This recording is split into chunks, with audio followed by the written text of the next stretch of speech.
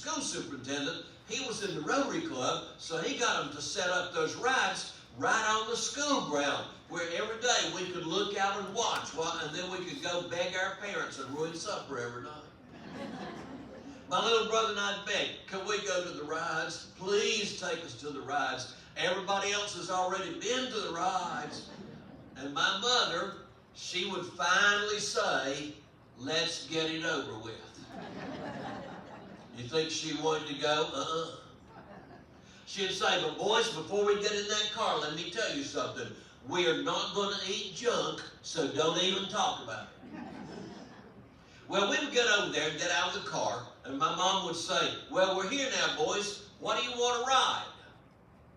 I was 8 years old. My little brother Joe was 6 years old. And 8 years old, I was scared of everything. I was a total chicken. I didn't want to ride anything. I just wanted to go over there and watch because I figured somebody would either throw up or fall out.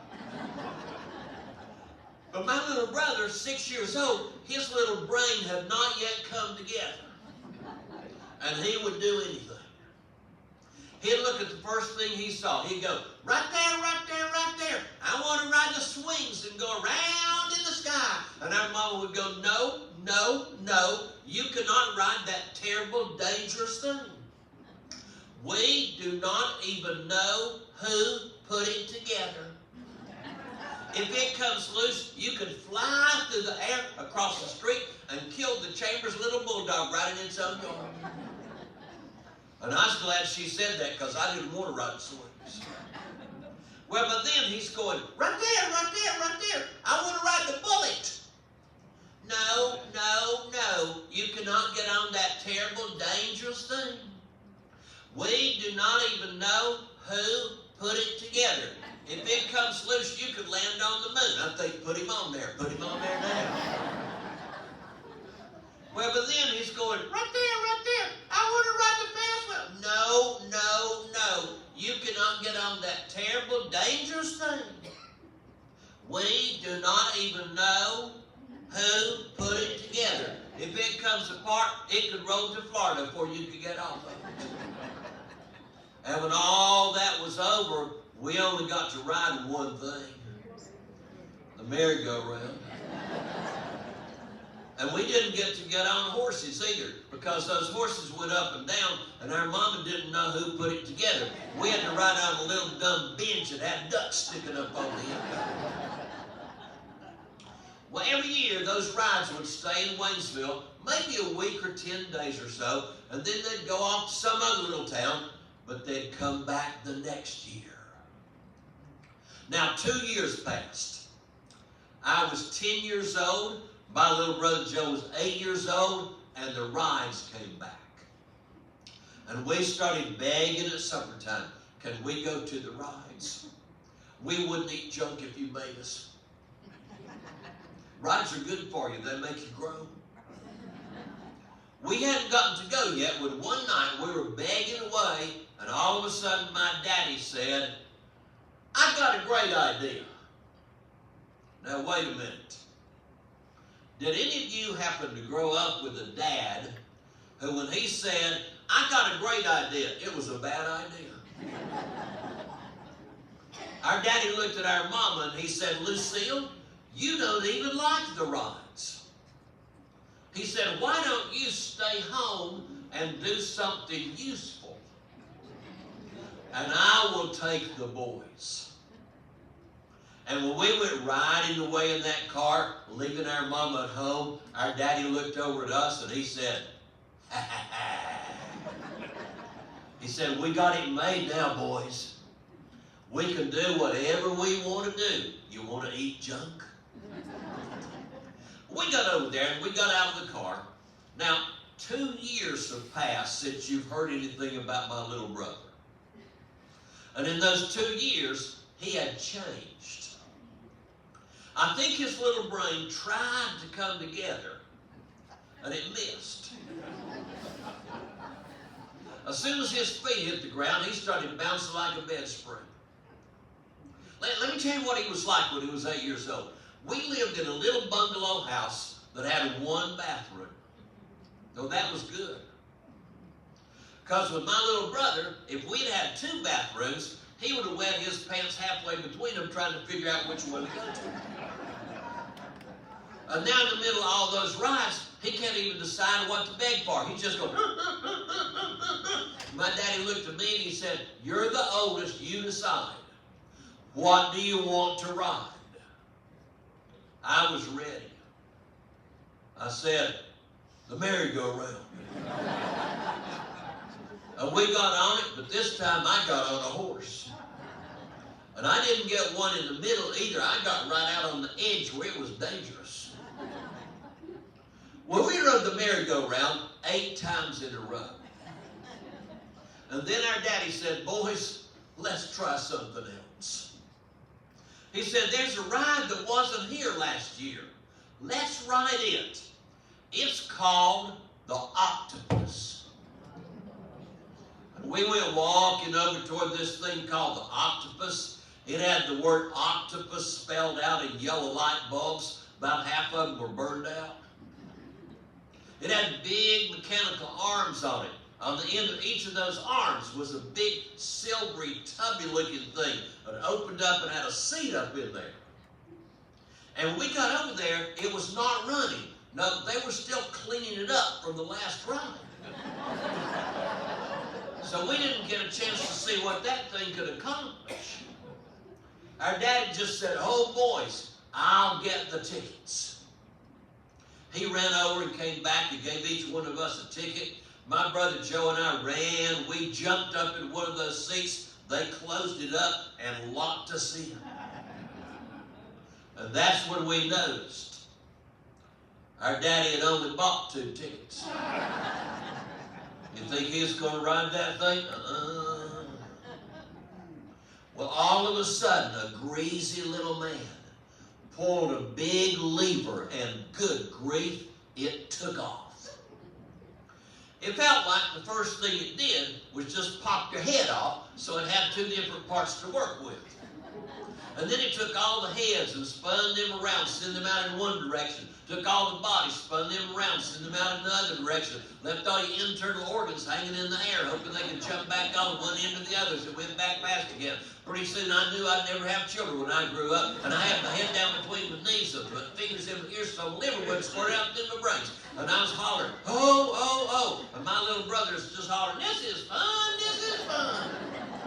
I thought his brain's up in a tree over there somewhere now. All of a sudden, he started yelling, "Look at Daddy, look at Daddy, look at Daddy." And I looked down, and our daddy's standing down there going, After what seemed like about an hour, it stopped. And my little brother Joe said, "I want to do it again." And the man came over, and he opened up that seat. And I watched my little brother Joe start to step down with the full belief that his foot was going to be the first thing to hit the ground. He was way wrong. He just landed right on his face in the sawdust. He'd try to crawl along and he'd fall over. He'd try to get up and he'd fall over. All of a sudden, this nasty glob of green stuff was running up and down like a yo-yo in and out of his nose. Well, finally he got better, and our daddy came over there and he said, "Now, wasn't that fun? What do you want to ride now?" And without taking a breath, my little brother said, "The merry-go-round." And we got back on it, but this time we didn't get on horses. We read on that little bench that had ducks on the end of it. Well, the rides went away, and we thought that was the end of the rides till the next year. We thought. Let me tell you, though, what happened. A few weeks had passed. It was Sunday afternoon. We had come home from church and had Sunday dinner, and we were just sitting around at home. When all of a sudden, do you have relatives like this? Without a knock on the door opened, and in walked my Aunt Eddie, my mother's little sister. Now, they lived nearby, so she was always coming over there, but usually when she came, it was her whole family. It'll be Aunt Eddie, Uncle David, and our cousins, Kay and Andy. But all of a sudden, there on a Sunday afternoon, she walked in the door by herself. My mom said, well, Eddie, we're glad to see you, but where is everybody else? And she went, shh, shh, shh, shh. And then we noticed she was hiding something behind her back. Well, she pulled out a little box, a little cardboard box.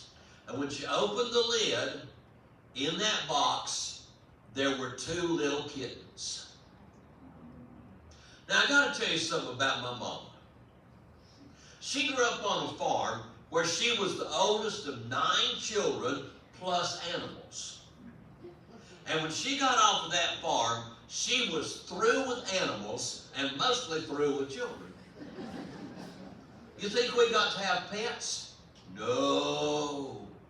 She said she was not having to feed something that didn't work. Kind of scared me to death. She didn't like dogs, but she really didn't like cats. Here's what she'd say about cats. Cats are nasty. Cats will jump on your lap without asking. And then they'll lick your face. And if you've been drinking milk, they'll lick you right on the mouth. And then they jump down and slime around your legs. I said, Mama, cats aren't slimy, they're furry. She said, it's their attitude. And besides that, when they have to go to the bathroom, they use their hands. So she looked at my Aunt Eddie and said, ooh, Eddie, what are you doing with those cats? And one little sentence said it all. Aunt Eddie said, you know, Kay's birthday, my cousin, is in 2 weeks. And she's been begging for kittens. Now you know why she was there, don't you?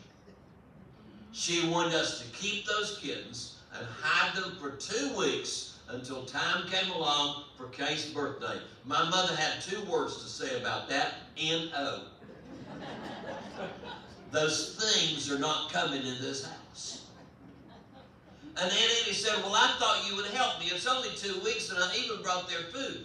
Finally, my little brother Joe said, I'll do it. I'll keep them in the garage. And my mother said, okay, you may keep them in the garage for 2 weeks under one condition. You wash your hands every time you even look at them. And you don't give them names. Because if you gave those things names, you know what's going to happen. They're going to think they live here. You're going to think they live here. You're going to get attached to each other. And we will never get rid of them. My brother said, okay, no names. I just call them right and left. Well, Aunt Eddie gave us the food, and my little brother took the cats out in the garage, and he fed them out there and washed his hands about 200 times a day. The day after that, he came in the house in the afternoon, and all of a sudden, he said, there's trouble with the cats. She said, what's the trouble? He said, they're like us. They won't stop fighting.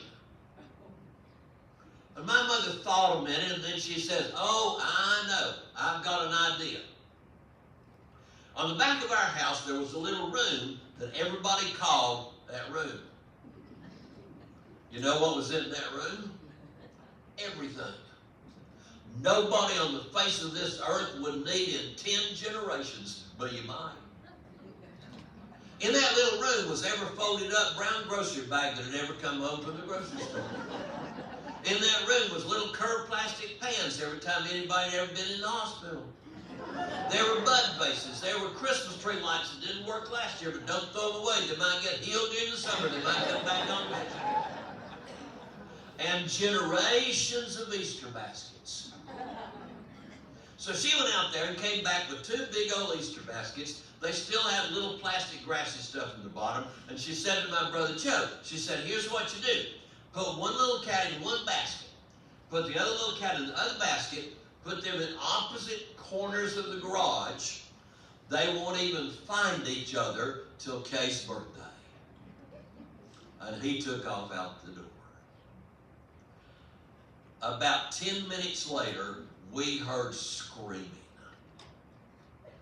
There's not a word to describe it. It was squalling. It was shrieking. He was running toward the house screaming. You know how little kids scream so loudly they just turn their voice wrong side out and you can't even tell what they're trying to say? All of a sudden he came to the door, tears were just squirting out of his eyes, and the first thing we could hear was, "They're dead, they're dead, they're dead, dead, dead." Don't you think we were running outside to see what in the world had happened? And we got out there, and there were those two little cats flat on the ground in the yard. Now you could tell they were breathing, but not happily.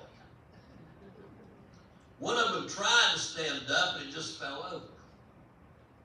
The other one couldn't even try to stand up because it was on its side with its little feet just running in the air.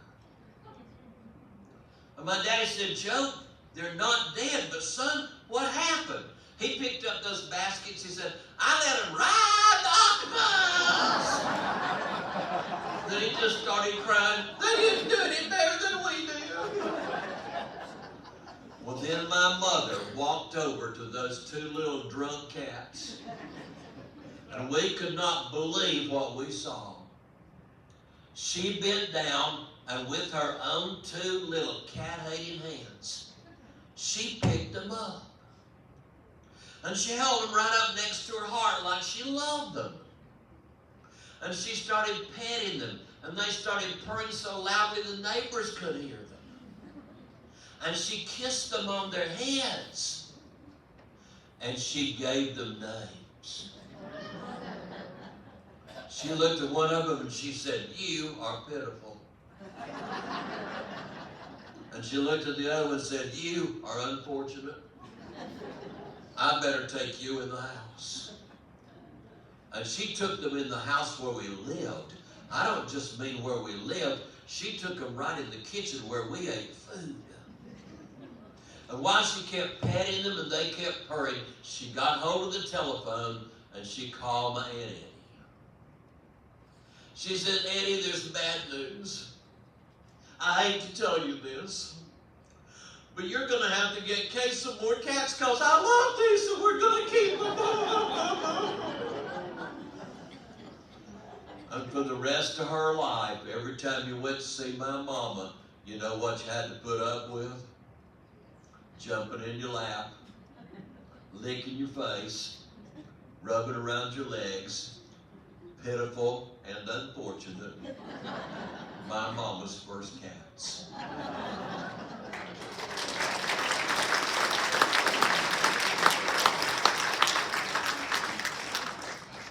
Anybody here ever get on a ride you wished you'd never gotten on? Anybody ever conduct an unfortunate science experiment with a pet?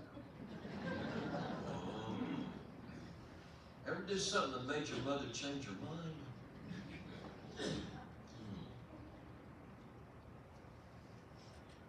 Well, when I was growing up in Waynesville, we went to the Methodist church every Sunday. But I never gave up.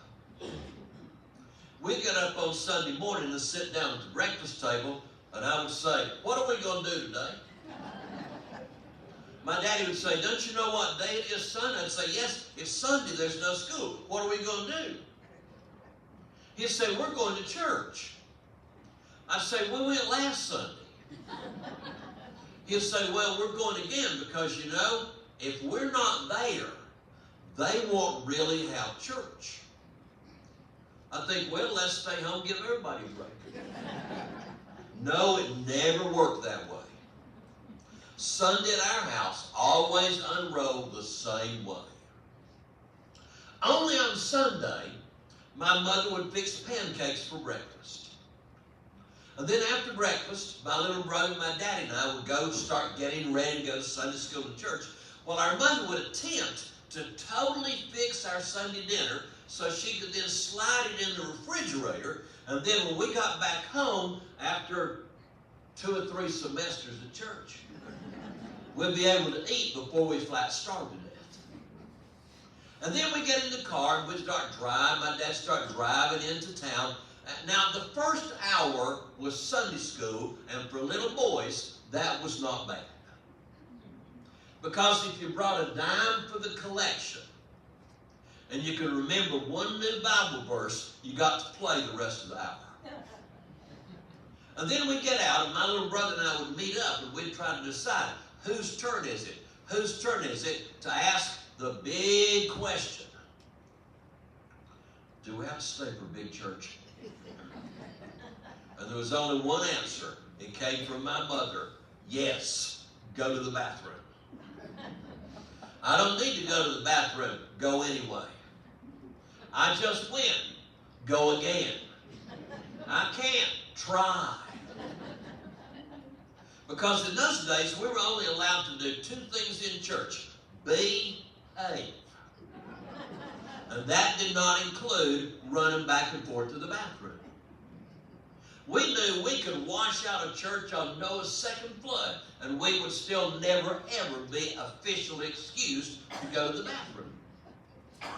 We go to church now, you know, we watch little kids, wearing trails in the carpet, in and out, back and forth, in and out, back and forth. I think, where are your parents? You know, being Methodist, I never thought a lot about the rapture, but one day it occurred to me, you know, if the rapture comes, I hope it happens while all those children are out there in the bathroom, and they come back in, and everybody's gone, and they missed it, because they weren't behaving like they were supposed to. But we knew how to behave. Now, we come up in the back of the church, and we start in. Now, you know, there are some lost chapters and lost books in the Bible that used to exist, but through the ages, something happened to them. And one of those lost chapters is chapter 51 in the book of Genesis. You read the book of Genesis now, it has 50 chapters. Well, it used to have 51. Chapter 51 was the chapter in which Adam assigned all families in unchangeable perpetuity their immovable seats in church. Because you know if you go and you don't sit in the right seat, you don't even get credit for being there. And Adam had assigned our family the fourth row from the front on the right-hand side, right next to the big window that had the dead Atkins family's names in it. I can tell you that James Brenner Atkins died December 19, 1923. I read it in that window every Sunday right on down through here. Now, we'd always come in the same order. They'd bring my little brother Joe in first because they wanted to keep us as far apart as possible. Then my daddy would come in next, and he would sit there with his left hand resting on my little brother's right knee. My dad was born in 1901, and he was too old to be in the Second World War.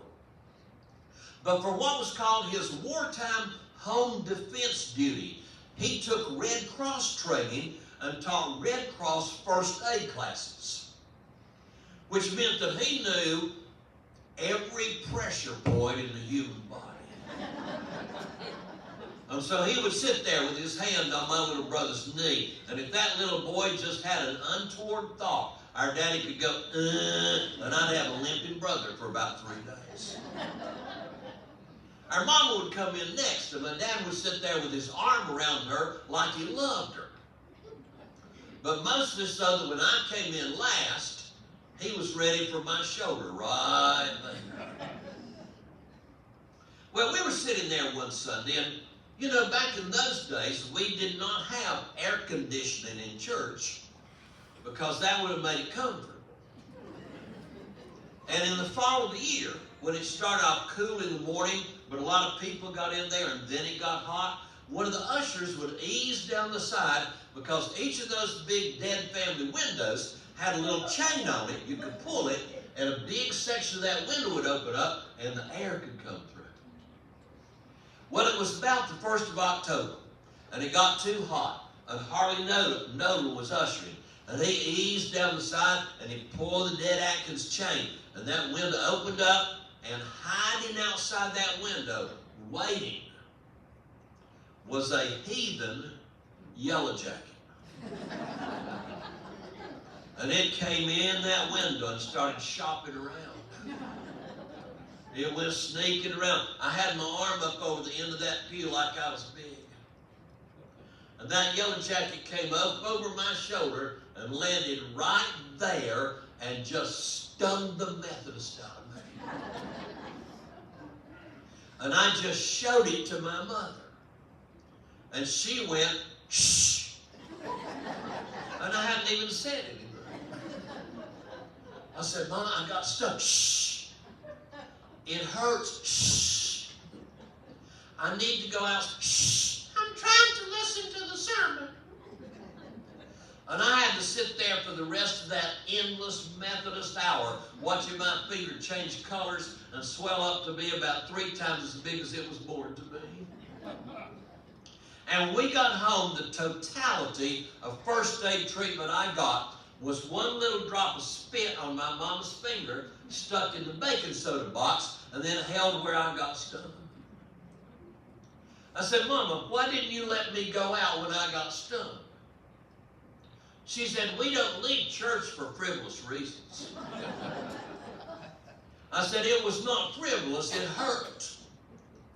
She said, it would have hurt just as much if you'd gone outside as it hurt staying in there. I said, yes, Mama, but if I'd been allergic, I could have died. And my mother, who gave birth to me, looked at me and she said, that would have been fine. Because if you had died in church, you might have gone straight to heaven. And that might be your only chance, little mister. I said, I don't think it works that way. But that didn't change anything at all. Now, by the time I got to be about 10 or 11 years old, I learned something really important from that great source of information, the big boys. The big boys explained to me that at our church, when you got to be 13 years old, if you were a boy, your family was tired of you. And if you were a 13-year-old boy, instead of sitting downstairs with your family, you got to go up into the balcony and sit with all the other boys whose families were tired of them. And I just lived waiting for that time to come. Finally, I turned 13. And the Sunday after that, we went in the back door of the church, and I headed toward the balcony stairs. My mother said, where are you going? I said, I'm going up in the balcony. She said, there's not time to go up there and back before church starts. I said, Mom, I'm not going up there and back. I'm just going up there. She said, why? I said, because I'm a 13-year-old boy, and you're tired of me. She says, well, that's right. But what does that have to do with it? I said, Mama, don't you know at our church, it's like a rule. It's almost like a law. When you're 13 years old, if you're a boy, you don't have to sit with your family anymore. You get to go sit up in the balcony with the other big boys. She didn't even waste the word no. She just shook her head and pointed to the 4th row on the right. I said, Mama, tell me one good reason I can't go sit upstairs. She said, I'll tell you 2. Jimmy Woodard and Eddie Weatherby. I said, what have they got to do with it? She said, horseplay. They sit up there where their parents can't see them, and every Sunday they get into horseplay. Don't you remember that Sunday when they got into horseplay during the middle of the offering, and they knocked an offering plate off the edge of the balcony, and it came down through there throwing money everywhere, and it hit Dr. Nick Medford right at the top of his bald head, and you can still see the dent in his head. I said, Mom, that doesn't have anything to do with me. She said, I think it does. And that's when I figured out why nobody else sat on that pew with our family, because my mama was saving it for our future wives and children. I never was going to get to move. Well, that year rolled along, and when conference time came, we were assigned a new minister.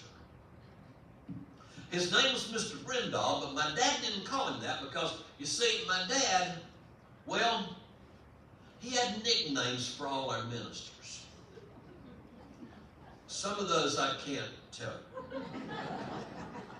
I'll tell you there was one he called Pretty Boy. There was one that had a high tenor voice he called Tarzan. But I tell you what he called Mr. Brindle. Mr. Brindle had very bad vision and knew bifocals. And he wrote out his sermons. And when it was time for the sermon, he would reach up and get hold of the side of the pulpit in push-up position.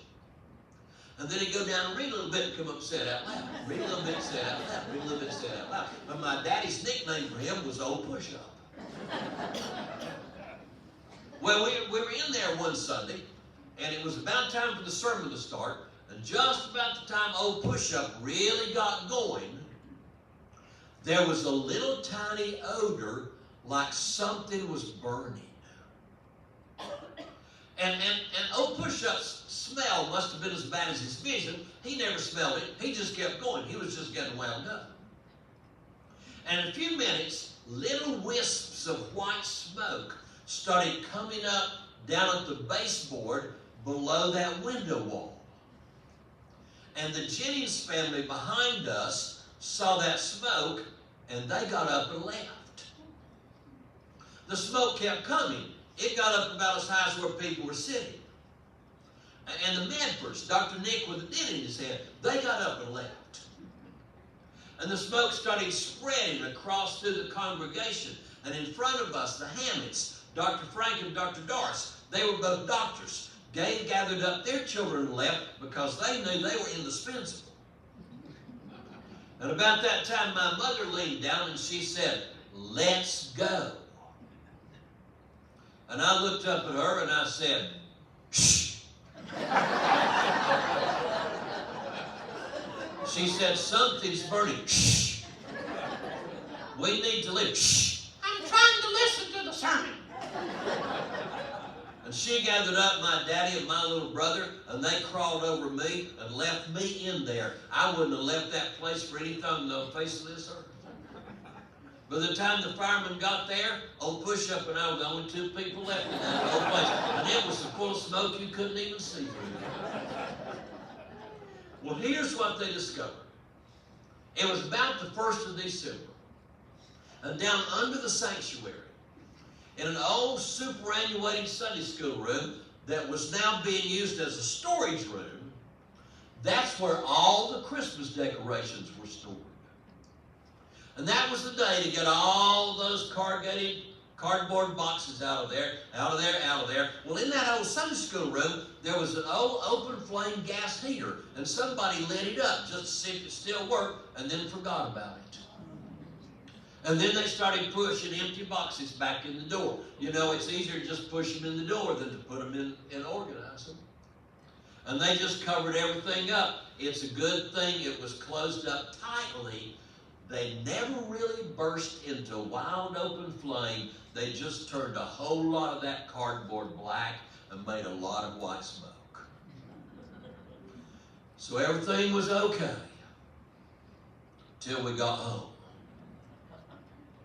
And when we got home, all of a sudden I remembered how I was always told, if you don't get your tetanus shot and you step on a nail, you'll get lockjaw.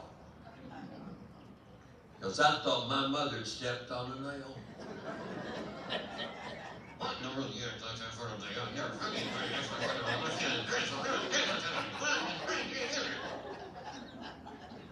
I said, "Mommy, you taught me."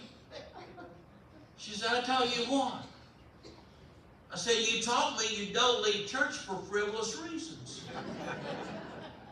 She said, "It was not frivolous. There was a fire." I said, "No, Mama, it was not a real fire. It was just a lot of smoke." She said, "Yes, but if it had been a real fire, we could have all died."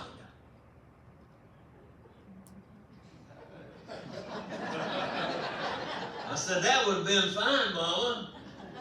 Because if we'd all died, we might have all gone straight to heaven. And that might be our only chance." She said, "I do not think it works that way." And that was the end of that. Well, Sunday came, and we headed to church as usual. We went up the steps, we went in the back door, and without saying a single word, my daddy tapped me on the shoulder, and pointing to the balcony stairs. And I went up, and they stayed down, and the whole world was happier after that.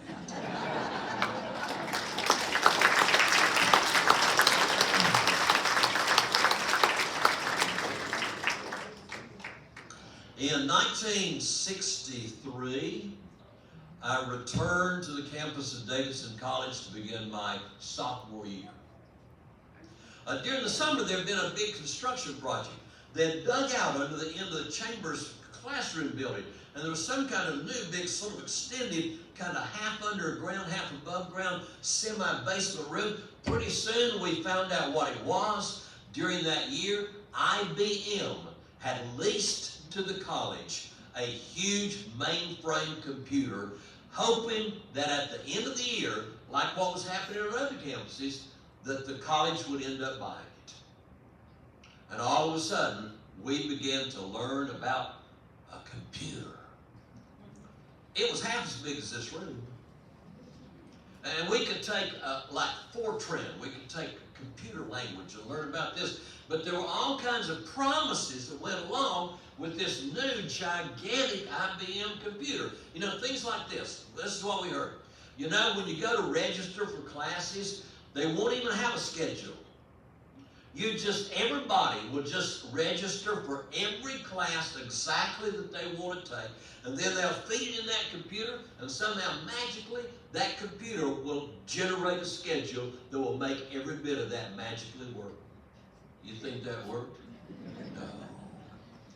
All kinds of things like that went on. In fact, as the year rolled on, the person who was in charge of student counseling got together with the computer guy, and they came up with a program where they could feed your high school grades and your SAT scores into the computer, and the computer would predict what your grade point average would be. And I want to tell you that I am among a privileged group of 82 students who received from that man an underachiever letter. But it was okay, because a couple of weeks later, his 20 years younger wife ran off with an assistant football coach, and a whole bunch of us wrote him underachiever letters. Well, some students up at Princeton, you know, they had one of these IBMs up there as well. They created this whole program that they started marketing to college students everywhere.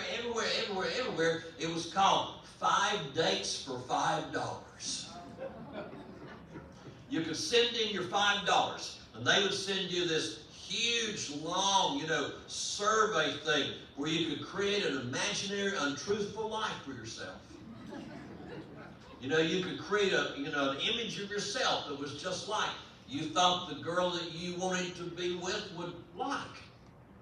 It was the first thing we ever saw, that you punched little chads out, and then they'd feed it into the computer, and it'd go through and spit out the results at the end. And my best buddy Bill Jones and I, we decided it was worth $5, and we paid our $5, and we got back. It was long. It was flip, went on. We filled it all out, and we sent it back in, and just a few weeks later, back we each got a letter giving us perfectly matched. It was going to be within 100 miles of the Davidson College campus, perfectly matched dates. Now, in 1963, loads of schools, as you remember, were not co-ed. It was still women's college. It was still Queens in Charlotte. It was still Winthrop. It was, all over the place. And at Davidson, we were not co-ed. We were supposedly a men's school. We were actually a boys' school, including the faculty. So Bill and I opened up our letters, and here we had been matched up with 5 different young women who had filled their forms out as well, and they'd paid their $5 as well. And as we looked down that list, both of us, 2 different women, but both of us had been matched with a date at Pfeiffer College.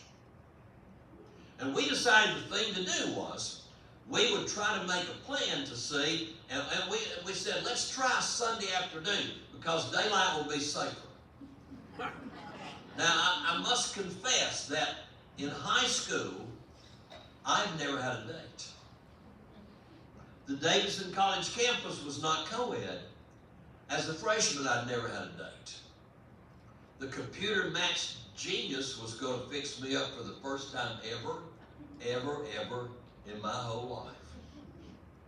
Well, of course, there were no cell phones. You had to call, a dormitory and leave a message and hope that somebody would call you back, and then leave a message, and then eventually you'd message back and forth till you actually got to talk to each other. But eventually, Bill and I got set up with our 2 dates, and on a Sunday afternoon, we got in my car, and we drove about an hour and a half over to Meisenheimer to Pfeiffer College to hook up with our 2 dates.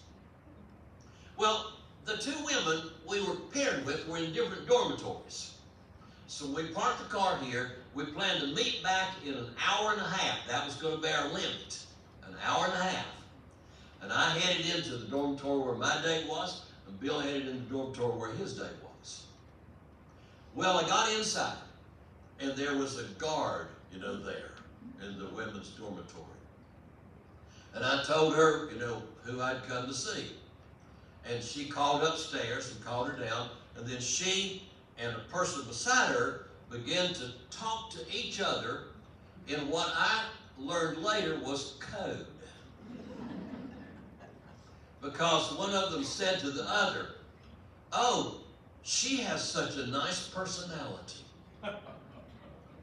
I didn't know that was code. And the other one said, "Yes, and a really pretty face." Well, here came my date down the stairs. She was taller than I was. That's as far as I will go with physical description. She was thrilled that I had come over there. And her suggestion was that we walk out to like a little lake or a little pond place somewhere and walk around there and come back again. And that would be just a really nice thing for us to do. And as we started walking along, I didn't really get a chance to tell her anything because she wouldn't stop talking. She told me that she was an only child, much to her father's frustration, because her father was a farmer in Scotland County. And he so had wanted a son to grow up and take over the farm. And she knew she took after him. In fact, she looked a lot more like him than she looked like her mom, as she told me. And she loved working on the farm, and the reason she was going to college was so that she could meet a nice young man whom she could marry, who would then come and join her daddy on the farm, and then take over things as they grew up and had a whole bunch of children. And I thought, that's not exactly what I have in mind. Well, she kept telling me more stuff. She said, "You wouldn't believe how much fun you're going to have on the farm. There's nothing as much fun as getting on a big old green John Deere tractor. Hear those 2 cylinders, walk, and just all day long going up and down and up and down." She says, "I like to plow in my bathing suit and get a good tan." Well, that was her 3rd favorite thing. Then her 2nd favorite thing. She said, "What I like to do more than that, though, comes in the fall of the year. In the fall of the year, when we put up all the corn in the corn crib. And one day, Daddy will say, 'Oh, it's a pretty day, honey, let's go do it.' And I'll get the shotgun, and he'll get the tractor with the little loader on the front of it, and we'll go out there to the corn crib, and he'll say, 'Honey, are you ready?' And I'll say, 'I'm ready.' And he'll lift up the corn crib, and when the rats run out from under it, I'll shoot them with a shotgun." Oh, that's fun, that's fun. I thought, what's more fun than that? And then she got ready to tell me. She says, "The only thing that's more fun than that," and she pulled a little knife out of her pocket. "The only thing that's more fun than that is castrating hogs." She says, "This is my hog blade right here, and this is my eating blade right here." Oh, my stomach just went round in circles. Did you ever hear your mouth say something you hadn't even thought of yet? I said, I hate to apologize like this right now, but you know, we stopped to get some food on the way over here, and whatever we ate has just torn my stomach apart. And I am so sorry, but I'm going to have to leave and get some relief. And I ran. I ran all the way back. I thought, I'll just go sit in the car, you know, and wait till Bill gets back. I went around the corner. Bill's already in the car. He's sitting there with that sheet with those computer dates on it, tearing it. I said, don't tear that up. Don't tear that up. We need to do something with it. And we headed back over to school, and I got my sheet, and he got his, and we got a metal trash can, and we tore those things up in little bitty bits, and we did, you know, emotional things over that trash can while we watched it all burn. And there it went, and there it went. For 25 years, I was married to my wife, Merle. She became ill in the year 2000 and was sick for 7.5 years, and then she died. It was a long illness, and it was great relief for her and in every way for her to be let loose. My friends, most of them were so helpful after that. They were so good. But about a year later, they began to poke at me. They began to say, you know, only one of you died and it's not you. You need to stay alive. You need to come back to life. You need to get out in the world, and you need to meet some people, and you need to do some things. And one day one of my friends said, you know, there's this new invention they've got now. It's called computer dating. And you go on there and you join this website, and they've even got them for people as old as you are. And you sign up for it, and then you go meet people, and then they match you up just right. And those people who said that did not know how truthful I was being when I truthfully said, I have already tried that, and it is not for me. And in a totally natural, God-given way, 6 years ago, I met my dear wife, Trish.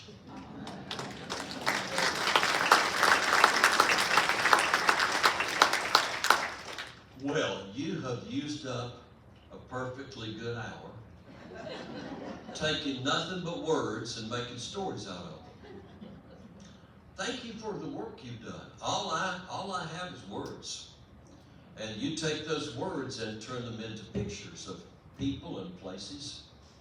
And my hope is, when you're on your way to bed tonight, you'll think about some places you haven't been for a long time. Or some people you haven't thought of for a long time. Or some things that happened to you that maybe you haven't told about yet. And at mealtime tomorrow, maybe there'll be some new stories coming to life all around here. Thank you so much for having us here tonight. This has been a lovely, lovely time.